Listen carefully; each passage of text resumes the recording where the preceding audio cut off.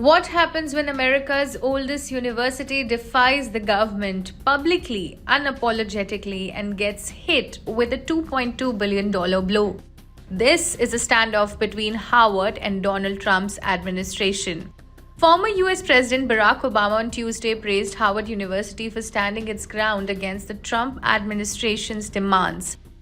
Harvard President Alan Garber said on Monday that the university would not comply with the government's list of demands. These demands included sweeping leadership and admission reforms, a diversity audit, and the derecognition of certain student clubs. Garber stated, and I quote, "We will not surrender our independence or relinquish our constitutional rights." He warned that accepting the Trump administration's conditions would mean allowing the federal government, and I quote, "to control the Harvard community." According to him, it also threatened the institution's core values as a private institution devoted to the pursuit, production, and dissemination of knowledge. He added, and I quote, "No government, regardless of which party is in power, should dictate what private universities can teach, whom they can admit and hire, and which areas of study and inquiry they can pursue." Shortly after Garber's letter, Obama weighed in, posting on X. The former president said, and I quote, "Harvard has set an example for other higher ed institutions, rejecting an unlawful and ham-handed attempt to stifle academic freedom while taking concrete steps to make sure all students at Harvard can benefit from an environment of intellectual inquiry, rigorous debate, and mutual respect." He concluded, and I quote, "Let's hope other institutions follow suit."